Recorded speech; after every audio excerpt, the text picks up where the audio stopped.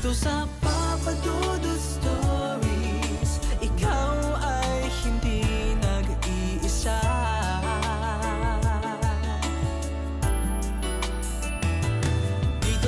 Ako pala si Marichu, 29 years old at masasabi kong kontento na ako sa aking buhay.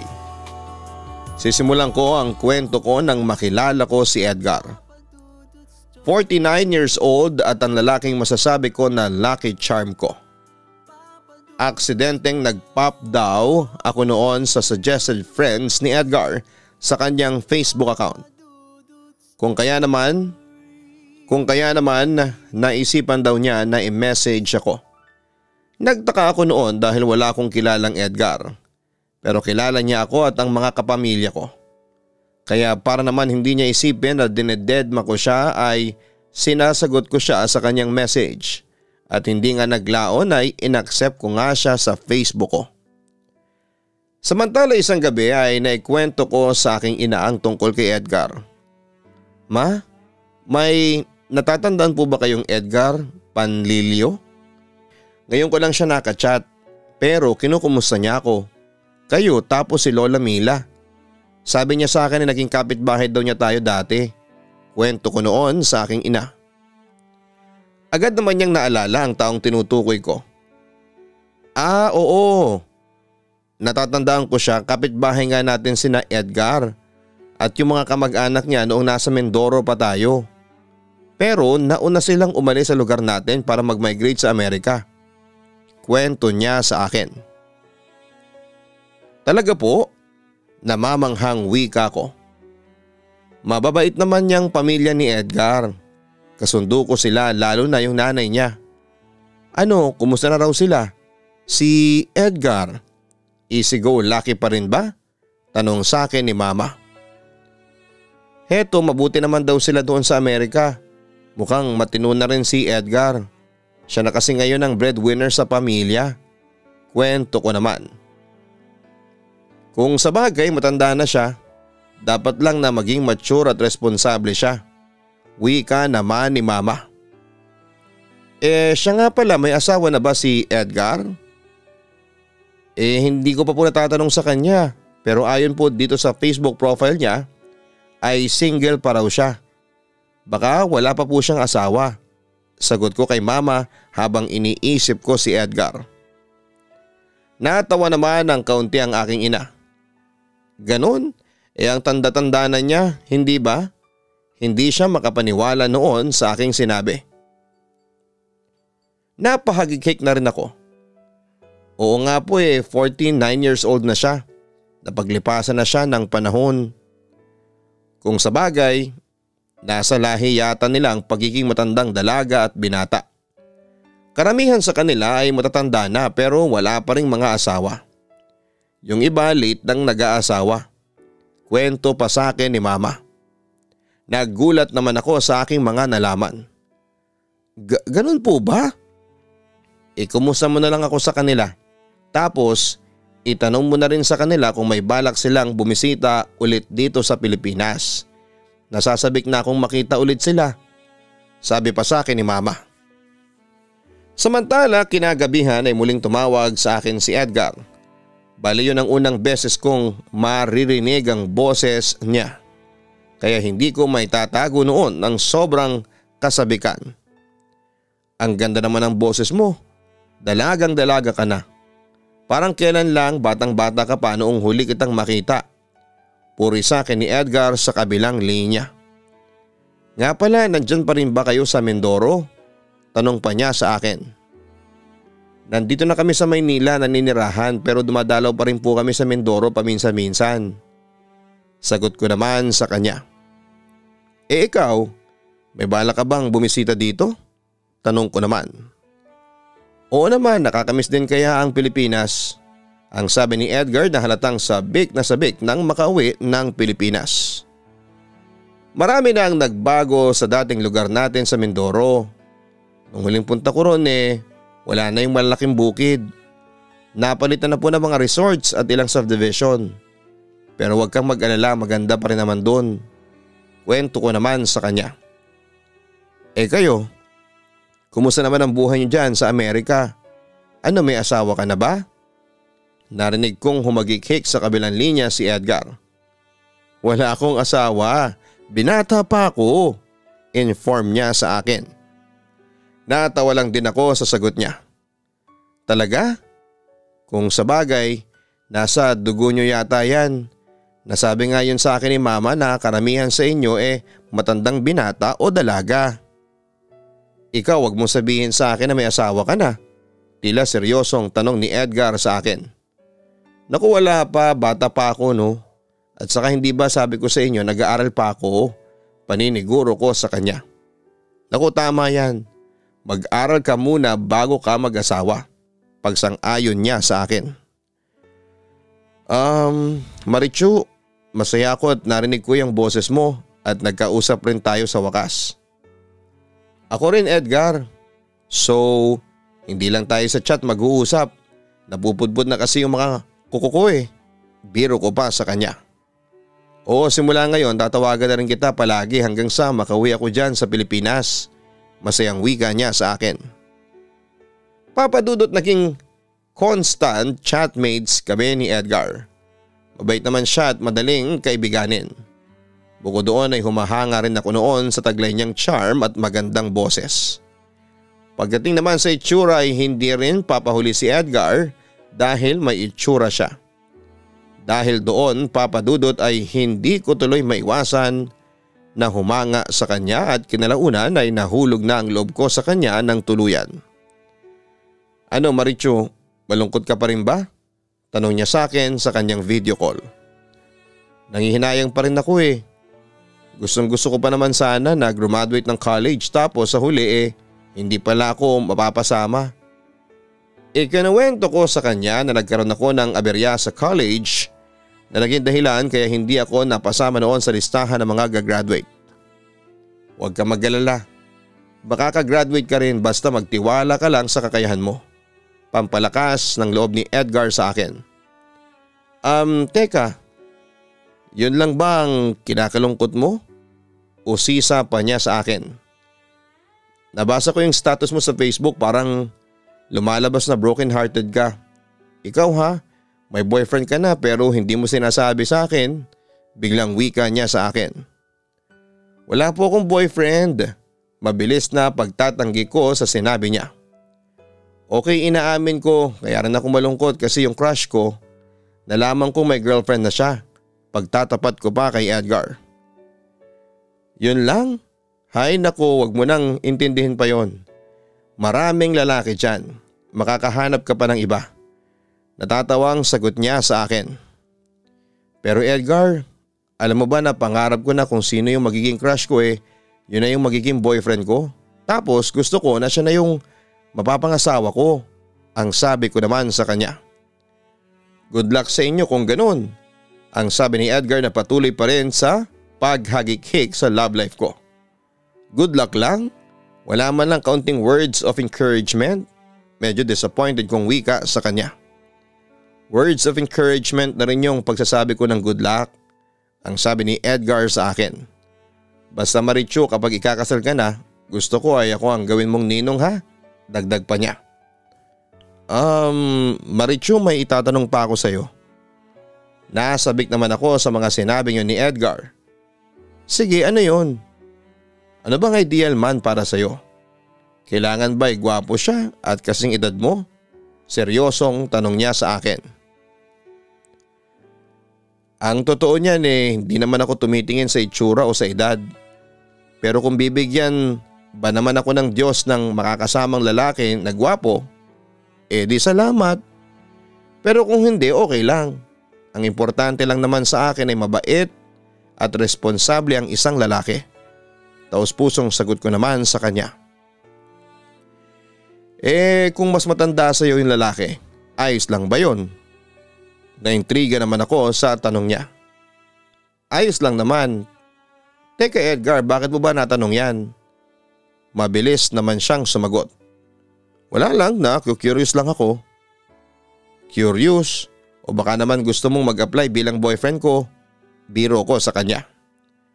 Akala ko ay sasakyan niya ang biro ko pero iba ang nangyari. Bakit? Tatanggapin mo ba ako kung sakaling manligaw ako sa'yo? Seryoso niyang question sa akin.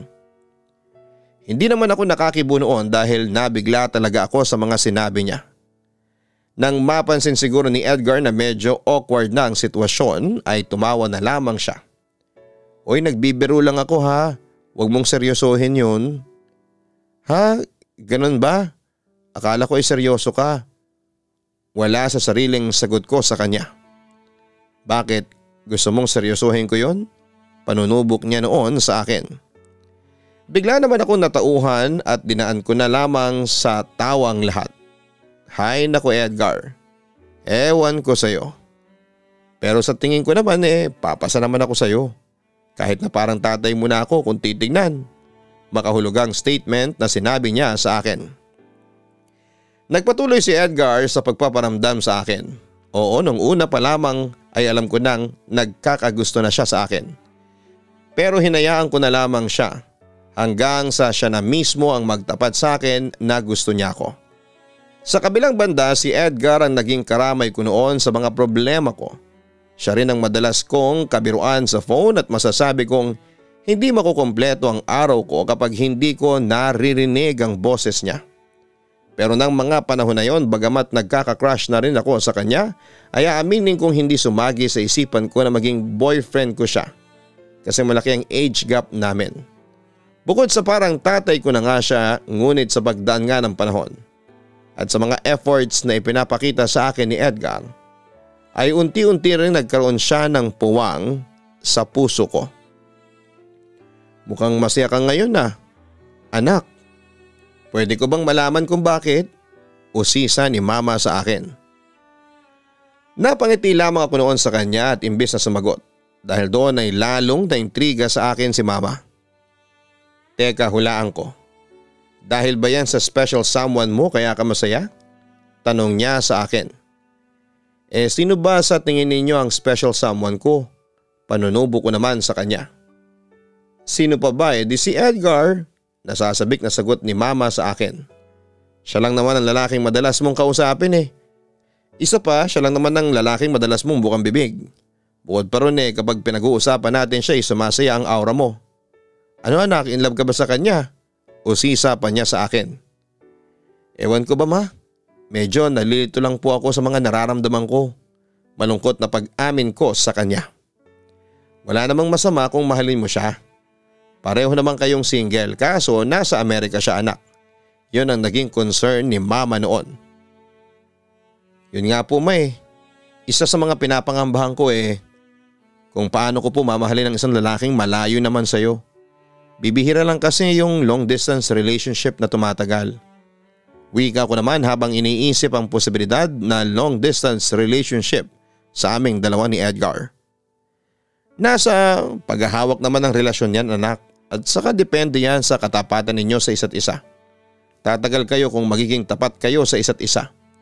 Yun naman ang opinyon niya sa aking pangamba. Isa pa ma, parang sobrang tanda naman ni Edgar para sa akin. Isa pa sa mga naging concern ko noon. Hindi naman niya nababase sa edad anak. Ang mahalaga lang naman yung responsable siyang lalaki at kayang mag-handle ng isang relasyon. Tila pagsang-ayon na ni mama sakaling mang maging boyfriend ko si Edgar. Sasagutin mo ba siya anak? Maya-maya ay tanong niya sa akin. Kayo po, anong masasabi ninyo? Baling ko sa kanya. Anak, ikaw ang bahala kung mahal mo ba siya, bakit hindi? Yun lamang ang sagot sa akin ni mama at tila ba anuman ang maging desisyon ko ay handa siyang suportahan yon. Samantala kinagabihan ay muling tumawag sa akin si Edgar at doon nga inamin na niya sa akin na mahal niya ako. At gusto niya akong ligawan. Sa palagay mo ba ay sasagutin kita? Panunubo ko pa kay Edgar. Bakit? Wala ba akong pag-asa sa iyo? Malungkot at tila kinakabahan siya habang ibinabato niya sa akin ang tanong na yon. Edgar, nangangamba lang ako. Na-curious at na-intriga naman siya sa sinabi ko. Bakit ka naman mangangamba? Usisa niya. Sa tingin mo ba kung sakaling maging tayo tatagal ang relasyon natin? Seryosong tanong ko sa kanya. Kung mahal natin ang isa't isa, bakit hindi? Aniya. Long distance ang magiging relasyon natin. Hindi kasi tumatagal ang ganong klase ng relasyon. pagpapatuloy ko naman. Agad namang tumutol si Edgar sa sinabi ko. Hindi lahat, Marichu. Kung magtitiwala lang tayo at mamahalin natin ang isa't isa, tatagal ang relasyon natin kahit na magkalayo tayo. Paniniguro niya sa akin. Marichu, huwag kang matakot na mahalin ako ha. Basta heto ang pinapangako ko sa iyo. Ikaw lang ang mamahalin ko at wala nang iba. Hindi ka magkakamali na sinagot mo ko. Ano na? Mangungumbinsi pa ni Edgar sa akin. Huminga lamang ako ng malalim habang pinag-iisipan ko yon. Sundin mo kung ano talaga yung nararamdaman mo. Hirit pa niya sa akin. Sige Edgar. Maya-maya ay sabi ko sa kanya. Sinasagot na kita. Pumapayag na akong maging girlfriend mo. Papadudot naging kami ni Edgar nang hindi ko inaasahan at tulad ng inaasahan ay marami ang nagsitaasan ng kilay nang malaman na matanda ang boyfriend ko. Pero wala akong pakialam sa mga sasabihin nila. At sa halip ay proud ko pang sinasabi na boyfriend ko ang isang 49 years old na lalaki. Oo, 18 years ang tanda sa akin ni Edgar but who cares? Sa pag-ibig naman ay walang pinipiling edad as long as tumitibok ang puso mo sa isang tao, that's love. At wala kang dapat na ikahiya noon. Papadudot nung ilantad ko sa lahat na ang aking 49-year-old na si Edgar ang boyfriend ko ay marami ang natuwa. Pero mas marami rin naman ang kumontra at isa na doon ang aking tita Linda at ang aking pinsan na si Ate Leslie. Maging ang isa ko pang pinsan na si Aika. Hindi nila lubos na maisip kung ano ang pumasok sa utak ko kung bakit mas pinili ko ang matanda kesa sa kasing edad ko bilang isang boyfriend. Ano ka ba naman Marichu? Mag-isip ka nga. Ang laki ng tanda sa iyo ni Edgar tapos anong gagawin mo sa Amerika? Ikaw mag-aalaga sa kanya kapag may sakit siya. Gagawin ka lang alila nun. Ay naku Marichu, madaming lalaki dyan. Tahasang pagtutol ni Tita Linda nang makausap niya ako isang araw sa bahay namin. Baka naman mamaya ginagawa ka ng laughing stock nila doon sa Amerika kasi baka mamaya niyan niloloko ka lang pala ni Edgar. Yun naman ang concern ni Ate Leslie. Ate Linda, Ate Leslie, bakit hindi niyo na lang po irespeto ang desisyon ko? Mahal ko po si Edgar at alam kong mahal niya ako. Kaya hindi niya ako makukuhang lokohin. Pakiusap ko naman sa kanila. Sure ka na ba talaga dyan kay Edgar? Hindi mo ba alam na aadik-adik yan dati? Baka mamaya ulitin na naman niya mga bisyo niya noon. Pag-aalala ni Ate Leslie. Nagbago na si Edgar, Ate Leslie. Pagtatanggol ko sa aking boyfriend. Humirit ulit si Tita Linda. At paano ka naman nakakasiguro? Alam mo ba kung ano yung mga ginagawa niya doon sa Amerika? At saka hello, Amerika yun. Talamak ang bisyo doon kaya malabong hindi maengganyo si Edgar doon. Samantala hinabaan ko na lamang noon ang pasensya ko. Naniniwala po ako sa sinasabi sa akin ni Edgar na nagbago na siya. Hindi niya ako pagsisinungalingan. Sabi ko pa sa kanya kinalaunan. Bumaling naman ang tiyahin ko sa aking ina. Hay nako Fe, kinukonsinti mo ba itong anak mo kay Edgar? Linda, desisyon ni Marichu na mahalin si Edgar. Ayoko namang diktahan ang anak ko sa buhay niya. At saka wala naman ako nakikitang masama kung si Edgar ang mapangasawa ni Marichu. Mabait naman yung tao. Malumanay na sagot ng aking ina. Kaso nga Fe, gaano kasigurado yung anak mo na si Edgar na talaga ang lalaking para sa kanya? At saka gaano siya kasigurado na magiging maayos ang buhay niya kung sakaling mapangasawa niya ang matandang yun? Tanong pa ni tita. Sa puntong yon ay muli akong nagsalita sa panghihimasok nila sa buhay ko. Tita Linda, please. Okay, na-appreciate ko po yung concern ninyo sa akin pero heto na po yung desisyon ko. Naniniwala po ako na magiging mabuting asawa si Edgar sa akin. Yon ang assurance ko. Hindi lamang sa kanila kundi pati na rin sa sarili ko. Papadudot marami talagang tumutol sa relasyon namin dahil bukod sa May-December love affair ang aming relasyon ay long distance pa. Marami ang nagbigay ng haka-haka na kesyo hindi raw tatagal ang relasyon namin dahil magkalayo kami at walang physical contact. May mga nagsabi rin na baka meron ng asawa si Edgar sa Amerika at nag-aastang binata lang.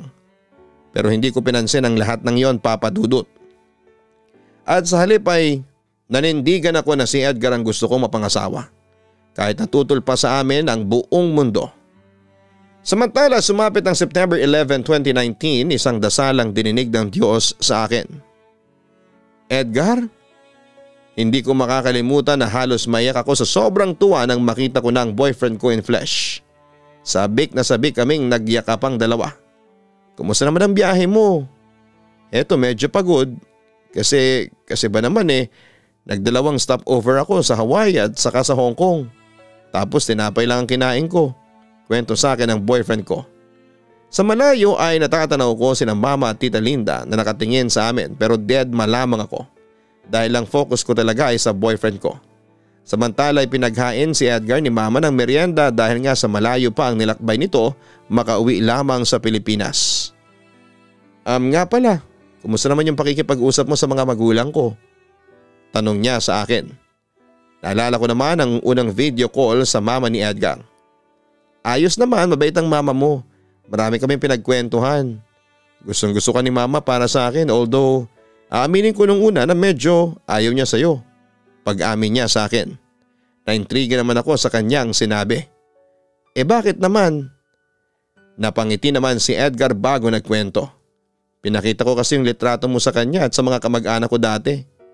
Masyado kang maganda doon sa litrato kaya nag-jump sila sa conclusion na kesyo.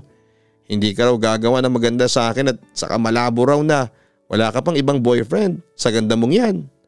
Pero pinagtanggol kita sa kanila at sinabi kong huwag kanilang husgahan.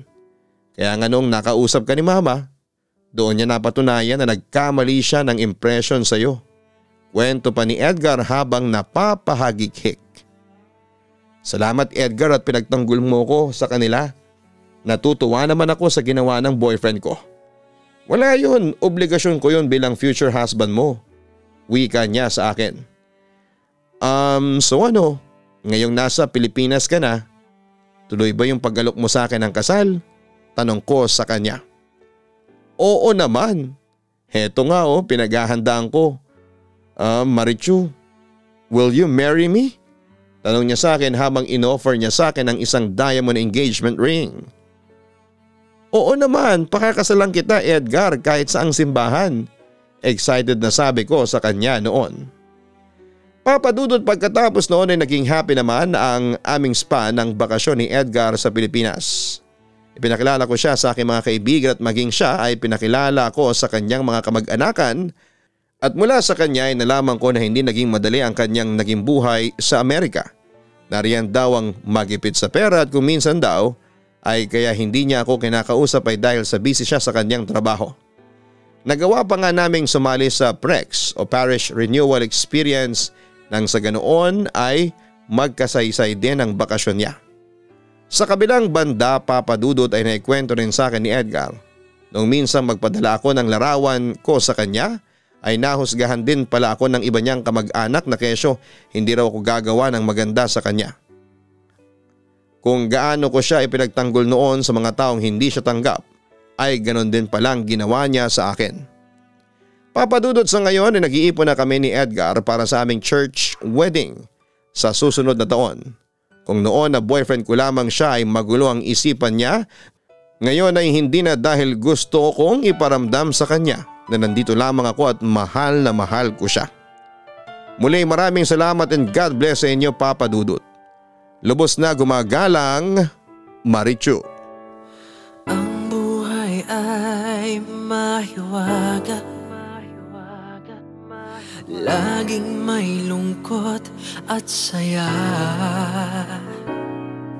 Sa Papa Dudut Stories, laging may karamay ka.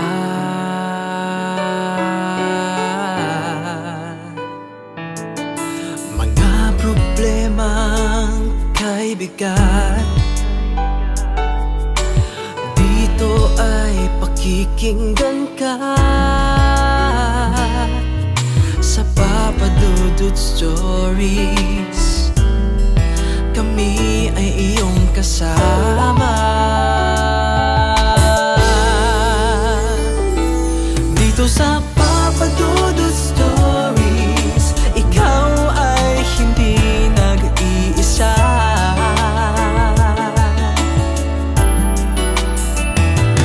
Dito sa Papa Dudut Stories, may nagmamahal sa'yo. Papa Dudut Stories, Papa Dudut Stories.